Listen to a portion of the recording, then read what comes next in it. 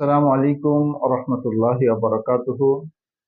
সুপ্রিয় শ্রোতামণ্ডলী, আমরা আলোচনা করতেছিলাম কিভাবে আমাদের সমাজ দুর্নীতিমুক্ত হবে, কিভাবে আমাদের সমাজ দুঃশাসন মুক্ত হবে, কিভাবে আমাদের মধ্যে ন্যায় ও ইনসাফ প্রতিষ্ঠা হতে পারে। তার মধ্যে আমরা আলোচনা করতেছিলাম যদি ক্ষুধাভীরুতার গুণ আমাদের সমাজে আমরা প্রতিষ্ঠা করতে পারি।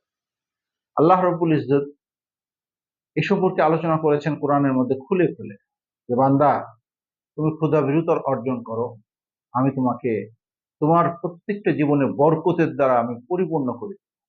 আল্লাহ বলেন, ওয়ালাউ আন্না আহলাল কুরআ আমানু ওয়াত্তাকাউ লাফাতাহনা আলাইহিম বারাকাতিম মিনাস সামাই ওয়াল আরদ। আল্লাহ রাব্বুল ইজ্জত ক্ষুধাভীরুতার এই গুণ যদি অর্জন করে পুরা সমাজ, আল্লাহ বলতেছে পুরা সমাজের মধ্যে আমি বরকত আর রহমতের দ্বারা পরিপূর্ণ করে দেব। সুতরাং আমরা যদি আমাদের সমাজে তাকওয়াকে প্রতিষ্ঠা করতে পারি, আল্লাহ রাব্বুল ইজ্জত ওয়াদা, আল্লাহ রাব্বুল ইজ্জত আমাদের থেকে আজকে বরকত চলে গিয়েছে। এই বরকতকে প্রতিষ্ঠা যদি আমরা করতে চাই সমাজে, এর বিকল্প আর কোনো রাস্তা নাই যে আমাদের সমাজকে তাকওয়াওয়ালা সমাজ বানাতে।